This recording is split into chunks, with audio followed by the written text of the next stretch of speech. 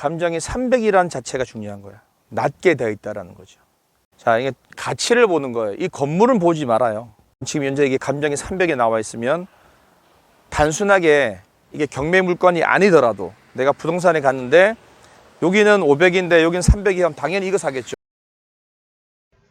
2022 타경 724번 경기도 광주시 공장이에요. 공장 759평 건평이 324평 토지건물 일괄 매각에 26억 8,900 1차입니다. 1차 다음 주 월요일 입찰이에요. 다음 주 월요일 입찰.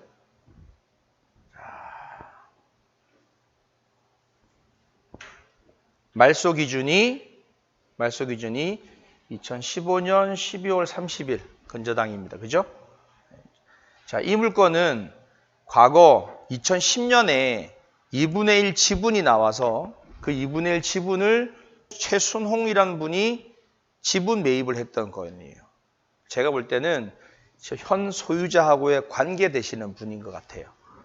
2분의 1을 2009년도에 8억 6천 정도에 낙찰받아서 지금까지 같이 운영을 해오다가 이제 소유권 때문에 경매가 진행되는 것 같습니다. 임미숙의 3명, 총 4명이죠. 그죠? 4분이 경영하시던 분이 아마 사망하시다 보니까 이걸 지분으로 나누려고 경매를 하는 것 같아요. 자, 위치를 한번 볼게요. 경기도 광주, 광주시에서 가까운 거리고 위치는 되게 좋습니다. 그죠? 지금 좋은 게 하남 교산에 뭐가 있어요? 3기 신도시가 들어오죠. 그죠? 교산에는 공장들이 어마어마하게 차 있다. 3기 신도시에 꽉 차 있다. 3기 신도시 볼까요? 한번. 여기가 하남 교산지구예요. 그죠? 여기가 교산지구인데 쫙 보니까 어때요? 우와, 공장이 꽉 찼어요. 빈틈이 하나도 없어요. 이게 올 연말이면 싹 밀려요. 이제 밀기 시작해요. 얘네들 어디로 갈까요? 공장들이. 상가는 지어놓고 분양, 신도시 생기면 상가 막 짓죠? 그죠? 그래서 과잉, 그래서 값이 막 떨어지잖아. 미분양되고. 근데 공장은 뭐예요? 공장을 내가 지어놓고 분양하나요? 창고는 일부 지어놓고 분양도 하지만 공장은 내가 필요해 짓는 거예요. 그죠? 그러면 이거 없어지면 당장 나는 공장을 짓던가 기존의 공장을 사야 돼. 그죠? 어떻게 되겠어요? 지금 부족하다. 공장이 부족하다.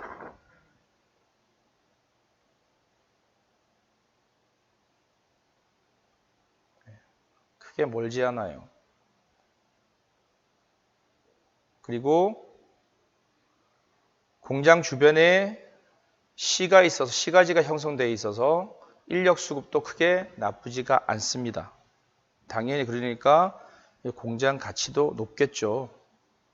자, 여기 보면 지금은 안 나오는데 요 앞쪽이 지금 밭이에요. 밭. 그죠? 밭인데 실제로 들어가 보면 밭이었는데 창고가 있어요. 이렇게. 창고가 지어져 있어요. 요게 작년에 밭을 평당 498만 원, 500만 원에 사서 농지니까 전환 비용 들어가죠. 그죠? 16만 5천 원 평당. 그러니까 520만 원 들여서 사서 창고 지은 거예요, 지금. 공장으로 쓰는지 창고로 짓는지 오늘 가면서 보겠죠.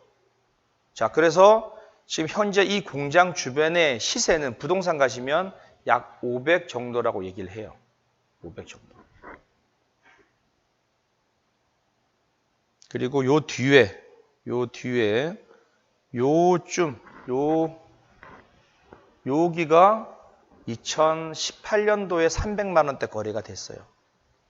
요 물건지 주변은 그게 다예요. 근데 지금 현재 이 공장이 얼마에 나왔냐? 공장이 얼마에 나왔냐? 평당 300만 원의 감정이 잡혔어요. 싸요, 비싸요? 싸요, 비싸요? 싸죠. 주변이 밭이 500만 원 정도에 작년에 매입을 해서 창고를 지었고 한 3, 4년 전에 그 인근의 주변에도 300만 원대 거래가 됐는데 지금 현재 감정이 300이 잡혔어. 여기 보면 나오죠. 제곱미터당 92만 7천 원. 그죠? 제곱미터당 92만 7천 원 곱하기 3.3 하면 300만 원이죠. 감정이 300만 원이에요.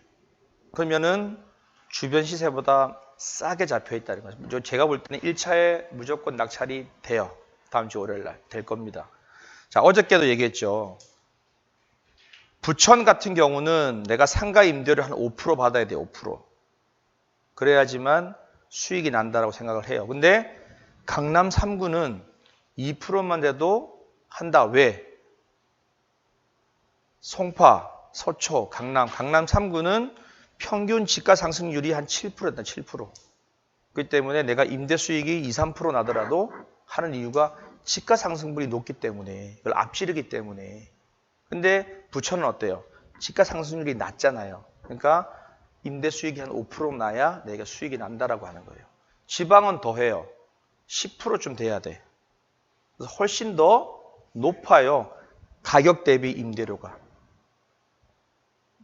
실제로 지방에 가보시면 더 느낍니다, 여러분들이. 자, 여기에 총 7개 필지로 형성이 되어 있고 그 중에 공장 용지로 되어 있지만 여기서 쓰지 못하는 게 하나, 둘, 세 개는 못 쓰는 거예요. 못 쓰는 거. 볼게요.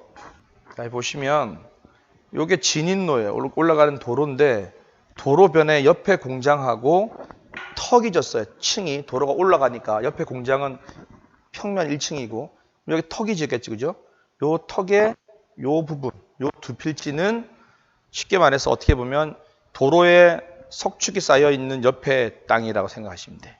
그냥 나무가 심어져 있어요. 내 땅이지만 그건 못 쓰는 땅이래요.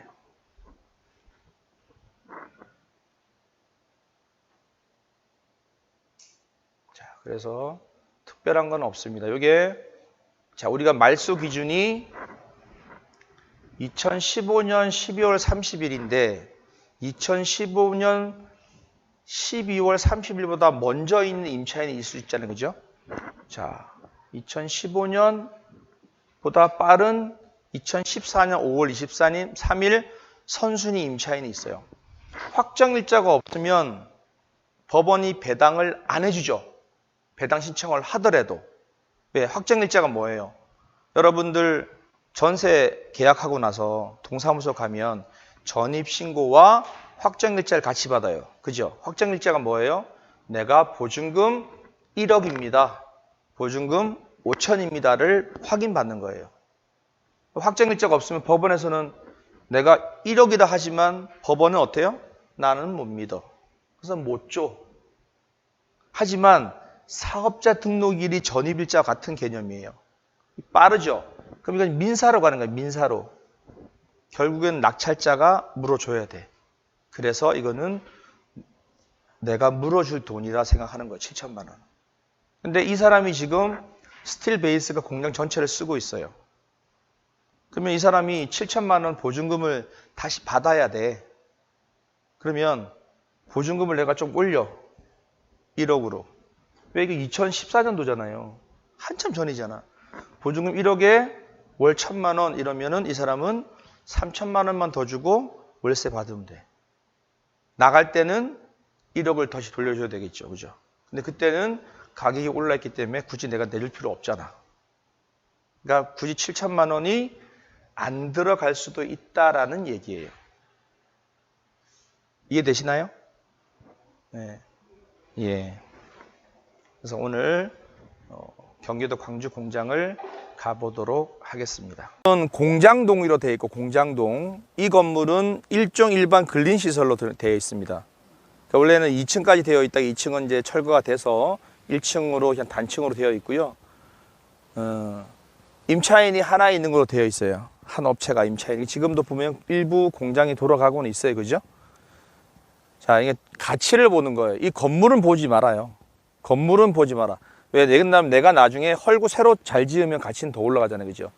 공장의 건물은 보는 게 아니라 토지를 보는 건데 2차선 변에 붙어 있다는 얘기예요.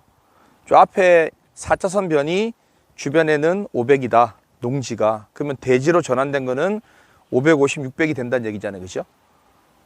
그러면 지금 현재 이게 감정이 300에 나와 있으면 단순하게 이게 경매 물건이 아니더라도 내가 부동산에 갔는데 여기는 500인데 여기는 300이면 당연히 이거 사겠죠.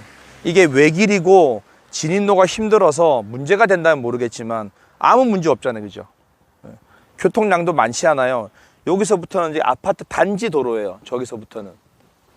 그래서 차단막이 있어요. 저까지가 일반 도로고 나머지는 아파트 주민들이 사용하는 전용 도로란 말이에요. 그러니까 교통량이 많지가 않죠. 그죠? 그리고 지금 요 가드레일 따라서 쭉 저 도로 밑에까지부터 저 옹벽, 저 밑에 공장 옹벽 그 사이에 조금은 땅이 있죠. 그죠? 저것도 이 공장 현재 땅이에요. 물건이 땅인데 저 사실 못 쓰는 땅이잖아요. 그죠? 저게 한 70평쯤 된다는 얘기잖아요. 아까 볼 때. 그죠? 그러니까 그거는 내가 평가해서 빼도 돼요. 근데 감정은 낮게 돼 있어. 그러니까 빼도 돼요. 하지만 이게 지금 감정이 300이라는 자체가 중요한 거야. 낮게 되어 있다라는 거죠. 그러니까 향후 2년 후쯤 되면 지금 저게 창고가 하나 지어져 있어. 그러면 대로변에 내가 공장이나 창고를 짓고 싶은 분은 저 밭을 사겠죠. 그죠? 당연히 밭주인은 알 거 아니에요. 과거 몇 년 전에 여기가 얼마에 팔렸다. 다 알잖아요. 당연히 더 높게 받겠죠. 그죠? 더 높게 주고라도 꼭 필요하면 4차선 변이 필요하면 들어오겠죠. 그럼 한 2년 후에 제가 볼 때는 다 찰 것 같아요. 여기 다. 그러면 어떻게 돼요? 옆에는. 우리가 1등 대장 아파트가 올라가면 주변 아파트 값이 올라가죠. 밀려서 따라서. 똑같은 거예요. 땅값도. 땅값도 틀리지 않아요. 똑같아요.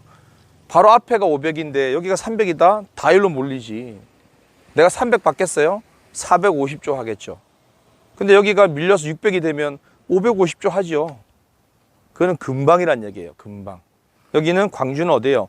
서울 동쪽이잖아요. 붙어 있잖아요. 우리가 지금 서쪽에서 와서 그렇지 강동 쪽에서는 가까워요. 그죠? 경기도 광주는. 경기도 광주의 토지 면적이 김포보다 커요. 부천의 7배예요. 부천의 7배. 근데 인구는 50만이 안 돼. 그러니까 뭐예요? 개발할 데가 많겠죠. 그죠? 근데 광주를 보면 산이 많어, 산이. 광주시의 토지의 산이 대부분을 차지해요. 평야가 별로 없어. 그러니까 광주시청 주변으로 논밭이 있는 것들이 나중에는 어때요?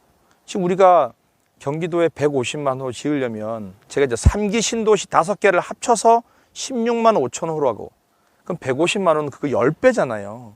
얼마나 많은 땅이 필요하겠어.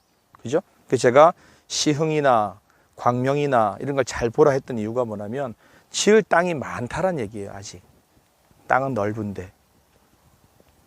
3기 신도시를 어디에다 한다? 임야가 아니고 평야잖아요. 그죠? 평지. 평지는 어디에 넓은 땅이 어디에 싼 게 어디 있어요? 그린벨트나 자연 녹지. 그죠? 자연 녹지는 도시예요. 도시지역. 자연 녹지 지역은 도시예요. 그는 도시가 팽창할 걸 대비해서 저축해 놓은 땅이랬어요. 도시가 개발 확장하려면 자연 녹지를 개발해야 될 거 아니야. 근데 현재는 논밭이야.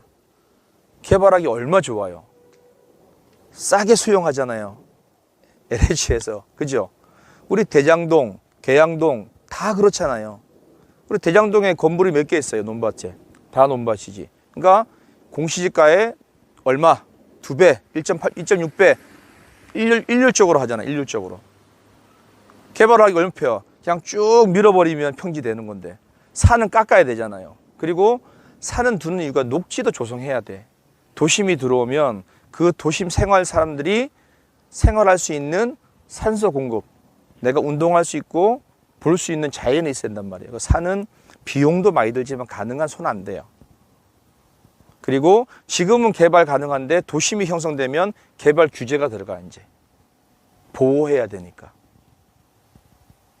그러니까 우리가 기본적인 거예요. 그런 거는 이제 그런 것들을 자꾸 반복해서 들으면 여러분들이 외우려 하지 않아도 그런 것들은 기본 상식으로 알게 된다는 거예요. 뭐 새로운 걸 배운다 그러면 또 새로운 게 아니고 다 똑같아요. 접목이 돼.